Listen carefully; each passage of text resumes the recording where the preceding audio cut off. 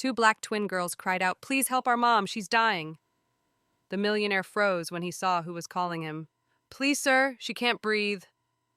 The desperate voice sliced through the cold morning air like a blade. James Mitchell stopped dead on a Manhattan sidewalk, nearly spilling the coffee cup he was about to sip from.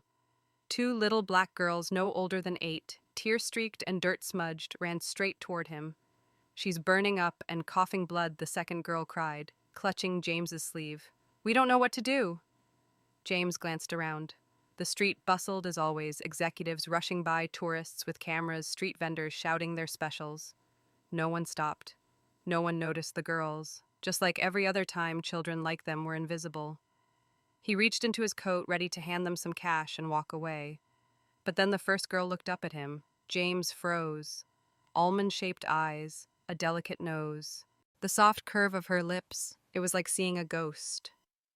"What's your name?" he asked, his voice suddenly hoarse. "I'm Jade, and this is Ruby," she said, wiping her nose on the sleeve of her tattered coat. "Our mom's name is Diana Santos. Diana Santos." The name hit James like a punch to the gut. It had been 16 years. 16 years since his family had taken care of the black woman who had dared to carry a Mitchell baby.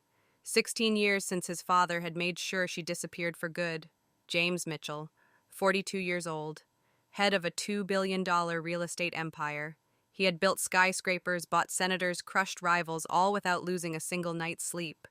But in that moment, staring into two pleading faces, he felt something he hadn't felt in years, pure fear. "Where is she?" He tossed his coffee into the nearest bin. "At the shelter on 83rd Street, Ruby said, tugging his hand. "This morning she collapsed and didn't wake up. People said it's just God's will, but we know she needs help." It wasn't fear of poverty or sickness, it was the fear that what he'd always suspected might be true. And if it was, that meant his family had lied for 16 years, that Diana hadn't left for money like they told him. She had been forced out, silenced. "Get in," he said, hailing a cab. "We're going to see your mom." As they drove north into the poorest part of Manhattan, James watched the two girls in the back seat. Jade traced little swirls on the fogged-up window. Ruby clutched a cheap necklace, its pendant, a tarnished graduation ring, his ring, the one he'd given Diana. 16 years ago. She'd kept it. Even after his family destroyed her, she'd kept it. The taxi pulled up in front of a crumbling building. The smell of damp rot and cheap disinfectant hit them as they walked inside. James followed the girls down a narrow hallway, past bunk beds and peeling walls, until they reached a small, crowded room. Diana lay on the bottom bunk, frail, pale, struggling to breathe. But it was her, still her. The woman he had once loved with his entire soul, the one who sent the Mitchell family into panic. Mama Jade whispered, taking her hand. "We brought someone to help." Diana's eyes fluttered open, and when she saw James, a single tear rolled down her cheek. "James," she breathed. "Is it really you? Or am I dreaming again?" He dropped to his knees beside the bed, not caring about the filthy floor. "It's real, Diana. I'm here. The girls. They found me." Diana gave a weak nod. "They're your daughters, James. Our daughters." James's world collapsed around him. 16 years of lies. 16 years believing she chose money over love. 16 years those girls had grown up in poverty while he slept under silk sheets. He pulled out his phone and dialed immediately. "Dr. Patterson, it's James Mitchell. I need a private ambulance now. And prep a VIP suite at Mount Sinai." While waiting for the ambulance, Diana gripped James's hand tightly. "They said, you didn't want to see me. They said you sent money to get rid of me." "I didn't know," James whispered, holding her hand tighter. "I swear to you, Diana, I didn't know." But the memories started rushing back, the hushed conversations that stopped the moment he entered the room. The locked documents his father kept in the private safe. The way his family urged him to let it go when Diana disappeared. He had been manipulated. And if you're feeling the same fury James felt in that moment, keep reading. Because what he was about to uncover about his own family would be darker than anything anyone could have imagined. The VIP hospital suite at Mount Sinai couldn't have been more different from where James had found Diana. Pristine white walls, state-of-the-art machines, a view over Manhattan worth more than most people's yearly salary. Diana was now connected to multiple monitors. Her breathing had stabilized after hours of intensive care. The diagnosis, severe pneumonia, worsened by prolonged malnutrition. If she'd arrived a few days later, she wouldn't have made it, Dr. Patterson said gravely. Jade and Ruby sat quietly at their mother's bedside, still in the same tattered clothes from earlier that morning, but now freshly washed with full bellies for the first time in weeks. The girls watched every breath Diana took, as if afraid to lose her again. Is she going to be okay? Ruby asked for the 10th time, her small hand clutching her mother's. She'll be okay, James replied gently, taking a seat beside them. But as he spoke, his phone buzzed again and again. 32 missed calls from his mother, 15 from his younger brother Charles, 8 from Victoria, his fiancée. News had spread like wildfire through Manhattan's elite. James Mitchell, heir to a $2 billion real estate empire, had shown up at a public hospital with 2 black children and claimed them as his own. The first confrontation arrived in the form of Victoria Sterling storming into the room like a hurricane in Louboutin heels. Her usually composed face was twisted in fury and revulsion. James, what the hell are you doing? She hissed, shooting a disgusted glance at the children. You disappear all day and now you're playing some humanitarian daddy role with this, watch your words. Victoria James stood, his voice slow but firm. These are my daughters. Daughters. Victoria gave a bitter laugh, making Jade shrink back in her chair. Do you have any idea what this means, James? For your family name? For our marriage? For the company? James looked at the woman he had been engaged to for 2 years, and for the first time saw her clearly. There was no compassion in her eyes, only cold calculation. The girls are staying, he said, clear and unwavering. And if that's a problem for you... Oh, it's definitely a problem, Victoria interrupted, trying to compose herself. Your mother is on her way here, and she's not happy. Margaret Mitchell arrived 40 minutes later, accompanied by Charles. Both of them walked in like they owned the air in the room. At 72, Margaret still carried herself with a commanding elegance that could make senators sit straighter and CEOs stumble over their words. James, she said, her voice sharp as cut crystal. We need to speak, privately. No, James replied. If you have something to say it here. Margaret cast a cool glance at Diana, unconscious in the hospital bed, and at the 2 little girls curled up together nearby. Very well. This woman came back to blackmail us. Again. It's not the first time. The first time, James felt a chill run down his spine. Charles cleared his throat nervously. James, the truth is... Over the years, she tried to reach out. Several times. Margaret cut in, her tone colder than ice letters full of emotional nonsense. Late-night phone calls, showing up at the office crying. Always the same story. Your son, your children, your responsibility. Pathetic. And you never told me. James's voice dropped to a dangerous quiet. For what purpose? Margaret scoffed. To ruin your future over a mistake you made as a boy? A mistake, James repeated, fury rising. I loved Diana. You were 22, Charles added quickly. Young, naive. She saw an opportunity. Enough, James roared. Those 2 girls are my daughters. Margaret sighed as if soothing a stubborn child. James, even if that's true, we still have ways to deny the tests. You have bigger responsibilities. The company is on the verge of the largest merger in its history. Your fiancé comes from one of the most powerful families in the country. And you can't throw it all away just because of my daughters. James cut her off, his voice sharp. Because of a youthful mistake someone else decided for me. The tension in the room snapped tight like a drawn bowstring. James looked at his mother, then his brother. For the first time, he saw them clearly. Who else? He asked. Who else made decisions for me, decided what? The silence was suffocating. James, Diana whispered from the hospital bed. They're here. Who's here, Diana? He rushed to her side. The Mitchells, she murmured, her voice trembling.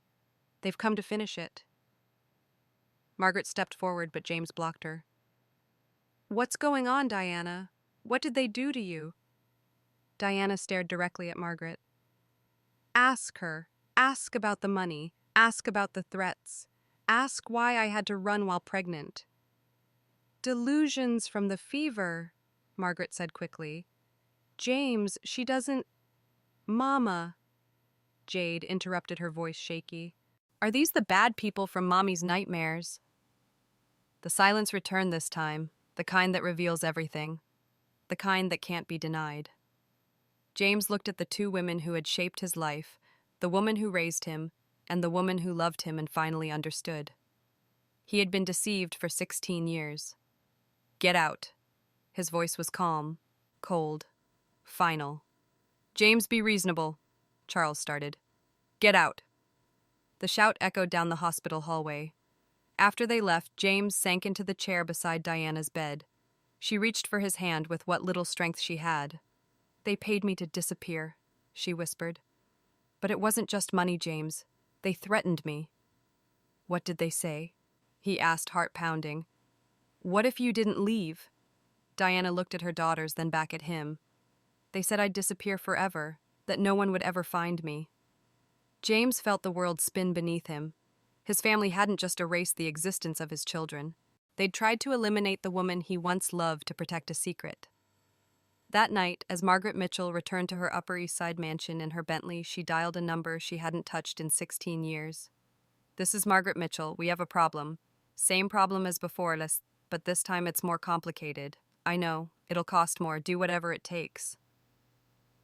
But what Margaret didn't know was this: James, the heir to the Mitchell legacy, had inherited more than wealth and real estate from his late father. He'd also inherited suspicion, foresight, and most importantly, the skill to turn enemies into allies using the precise weight of fear. Born into a family of predators, he'd finally learned how to think like one. That same night, as Diana and the girls slept peacefully in the hospital room, James placed a call to the private investigator who had worked for the Mitchells for decades. Marcus Webb, now 63, had spent 40 years unearthing secrets that powerful families wanted buried. When James called at 3 a.m., Marcus was already awake, sipping black coffee and flipping through old files at his Bronx office. I need everything you can find on Diana Santos, James said firmly. The last 16 years. And I want to know exactly what my family did to make her disappear. There was a pause. Marcus had taken orders from James's father, from Margaret, even from Charles, never once asking questions. James, you sure about this? There are things better left buried. No, James replied. I want it all uncovered. Every stone, every secret. 3 days later, Marcus arrived at the hospital carrying a thick yellow folder that looked more like a brick than a file. Diana was awake now, sitting up in bed, while Jade and Ruby were quietly coloring beside her. When the older man entered the room, Diana froze. I remember you, she said, her voice trembling slightly. You came to that apartment when Marcus lowered his head. Yes, I was there, and I'm here today to apologize, and to hand this over to James. James opened the folder. Inside was a detailed chronicle of 16 years in hell. There were photos of a pregnant Diana arriving at the headquarters of Mitchell Industries. There were transcripts of intercepted phone calls, copies of checks made out to landlords, doctors, all part of the effort to push her out, deny her care. But what shocked James most were the recordings, conversations between his mother and his brother, referring to Diana as a problem, discussing a final solution. If she doesn't take the money and disappear, we still have other options. Margaret's voice was icy. A recording from 16 years ago. Marcus had contacts, people who made others vanish without a trace. You can't be serious, Mom, Charles said, not horrified, but afraid of being caught. I'm absolutely serious, Margaret replied. This family's legacy will not be tarnished by James's youthful mistake, not at any cost. James stopped the tape. His hands were shaking.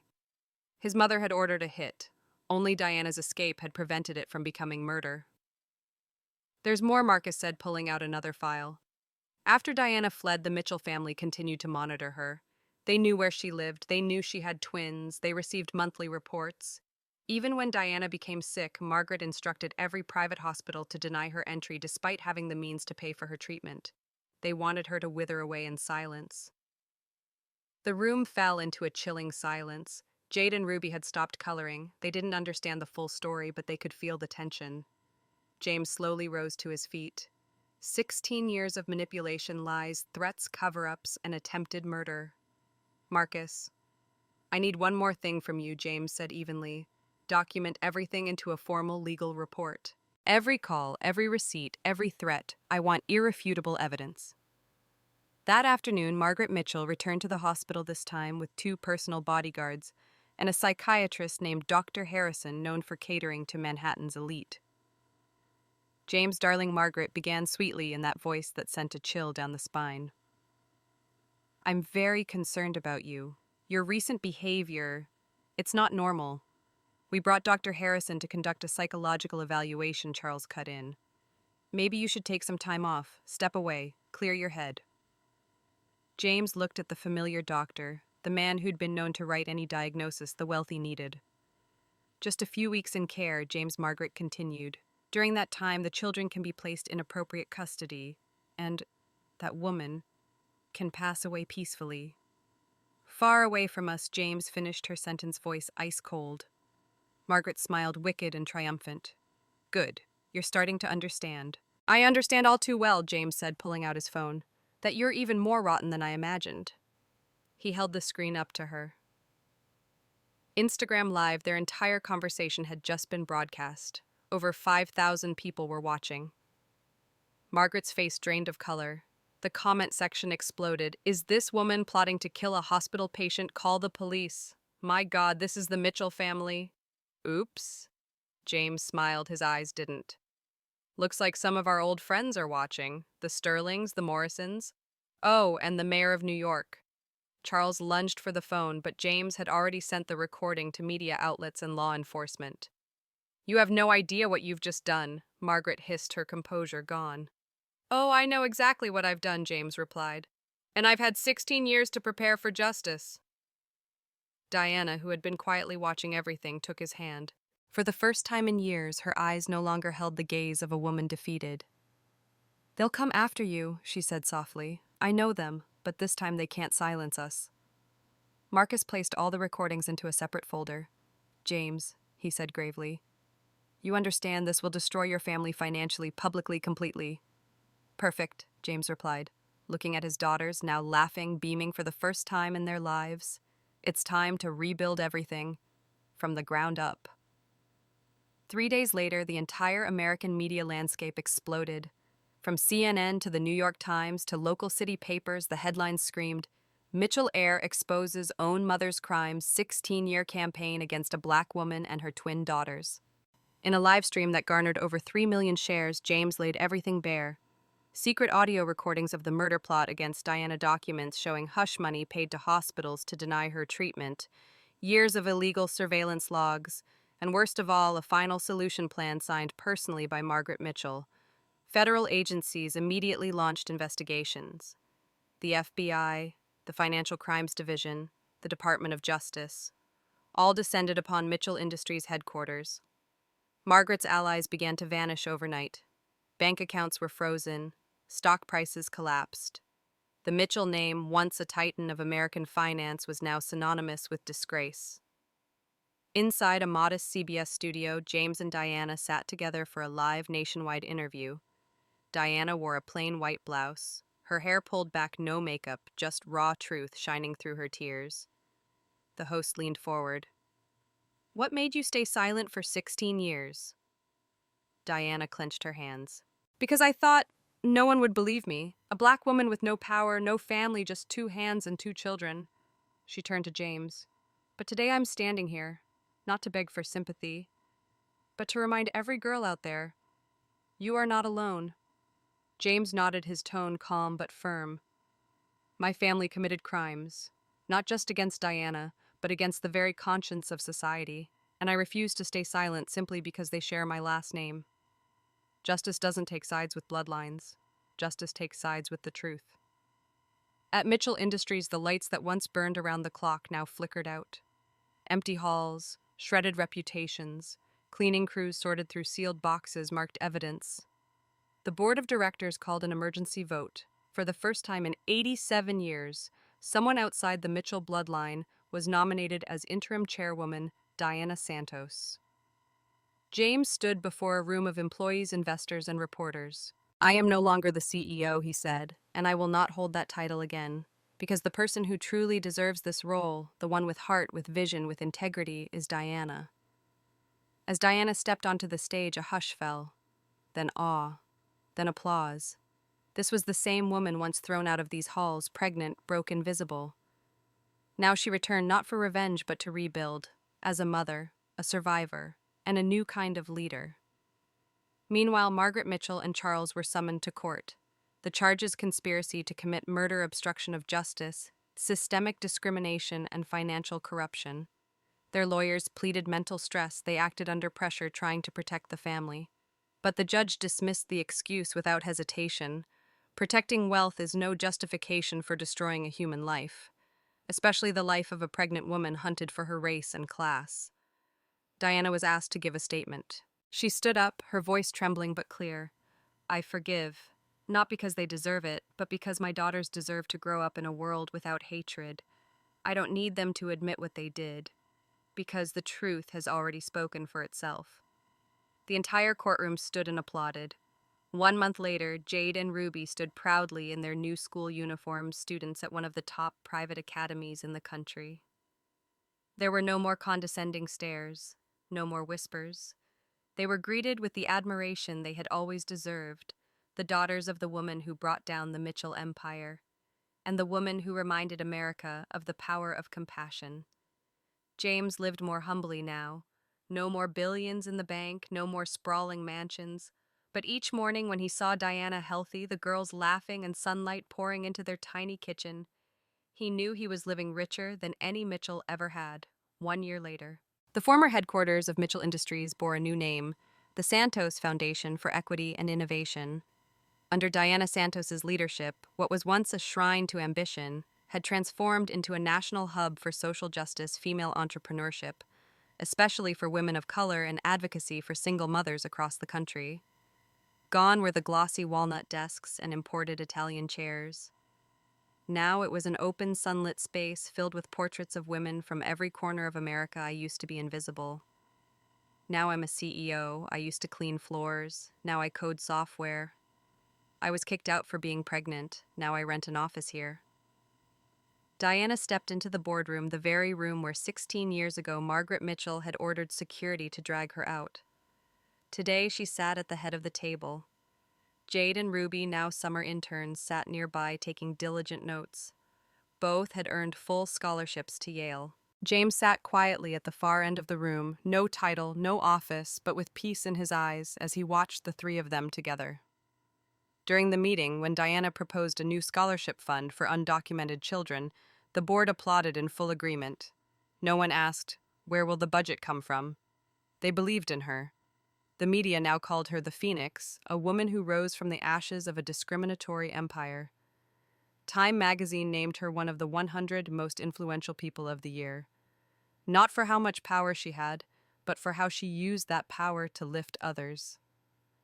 In a live interview with Oprah Winfrey, Diana sat in the audience holding both her daughters' hands. "Do you feel like you've won?" Oprah asked. Diana smiled. "No, Oprah, I didn't win. I survived, I endured, I loved, I forgave, and I rebuilt what others tried to destroy." She looked around the room filled with those who had once been labeled too poor, too black, too female to succeed. We're here, and we're no longer asking permission to exist. Final scene. Evening. James cooks in their small kitchen. The smell of lasagna fills the air. Jade plays soft piano in the corner while Ruby carefully colors in a portrait of their family. Diana stands by the window gazing at the lights in the park that once served as her refuge. James walks over and wraps his arms around her from behind. "Tomorrow's the opening ceremony in Atlanta," he says. "Are you ready?" She nods slowly, eyes still distant. "Maybe the past tried to bury me, James. But love and truth pulled me out from the deepest place," she whispered. "We didn't just survive, we lived right."